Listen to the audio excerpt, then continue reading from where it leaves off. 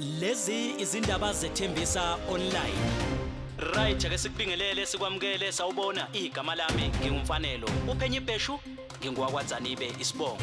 Sikwethulela izindaba konke okwenzekayo endaweni yaseThembisa, Ivory Park, Rabe Ridge nezindawo ezisungezile.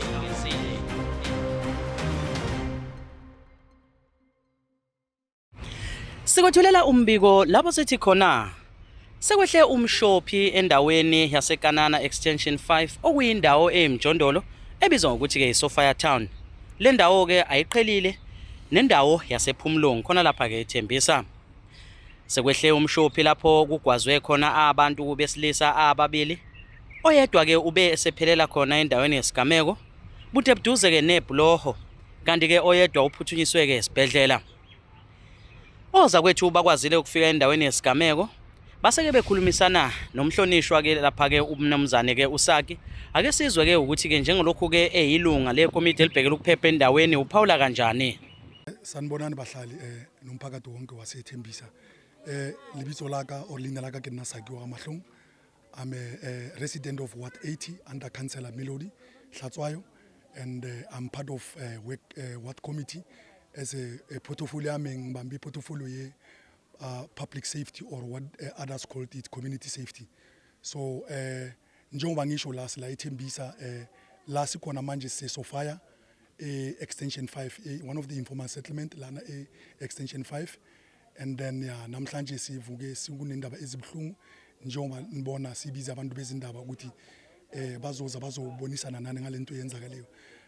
What happens is that according to the preliminary information that we got, ngithola umlayiza ngaboma3 one of the leaders bala eSophia, whereby babafuna amaphoyisa ukuthi bazolekelela ngalento yenzakala, and then ngingazama imizamo yami ngafuna le police station and all other emergency groups, and then amaphoyisa bafikile kuseni, and then ama ambulance bafikile. What happens ukuthi we have heard ukuthi a group of youngsters were coming from indawo yokusijabulisa, one of the areas la kusijabulisa khona. So apparently a group enye buya ngakule ndawo kule site le yangapha ka right hand side yami yasiphumulong, abanye babuya ngapha eSophia extension 5 side. So apparently kube nokucabana or unconfirmed reports ukuthi abanye abafana bala ephumulong bafuna ukubamba labafana balapha inkunzi kwaliwa, where in during that altercation omunye wabafana bala e5 wakwazeka njengoba asumuntu olele washona, and then omunye walabantu bebahamba nabe group yakhe usesibhedlela asikhuluma nje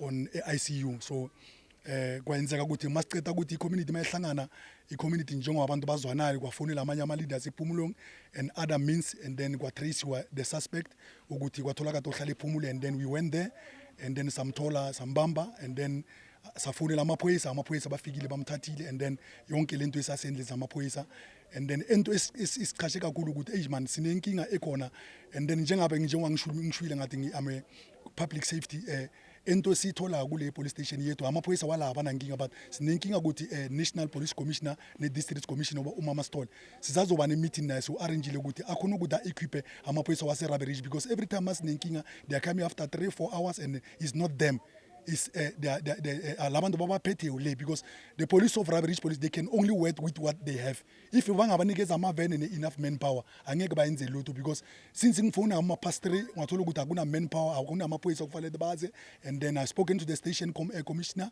station commander wase Rabe Ridge namanye abaholi bakule station basithembisile ukuthi hayi le ndaba lo fanele ukuthi iye ku-district, and then kungasekudala ngizokhuluma nalaba bathe e-district, and then sizobona ukuthi because they can no ways ukuthi i-crime igcwele kangaka la local extension 5 nala eKanana amaphoyisa othola masibabiza baza after such a long time. So kungakho manje ngixwayisa ne-community ukuthi njengoba senze imizamo ukuthi sicashe ama-private security company ukuthi bakhona ukusilekelela, because siyabona ukuthi amaphoyisa wethu bayazama but ayikho into bangayenza, is not their fault. So and then into futhi engifuna ukuthi ngi-highlight ukuthi sinenkinga futhi ye-city power, basithembise i-light, i-must light lapho khona la ilo kanje mawungena la eSophia, since babeka into le islap esakhona abeze bazoyenza leyo light, and this makune light icrime yaphunguleka.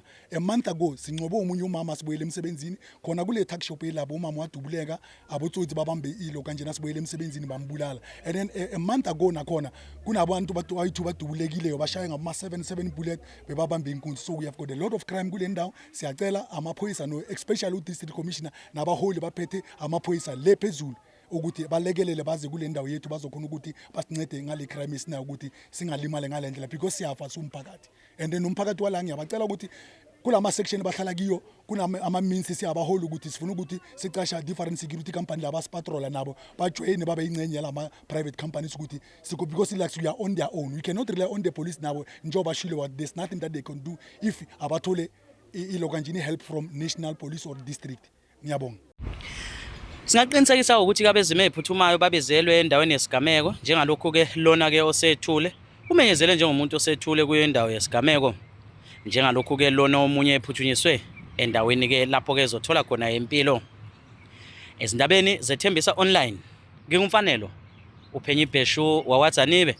Ithombe ke nemsindo siqoshelwe uDerek Phukela shot by Hauser, uThabo Tabiya Sibiya ehambisana naye uSihle Ngwini ekhona ubanele okwasondlo.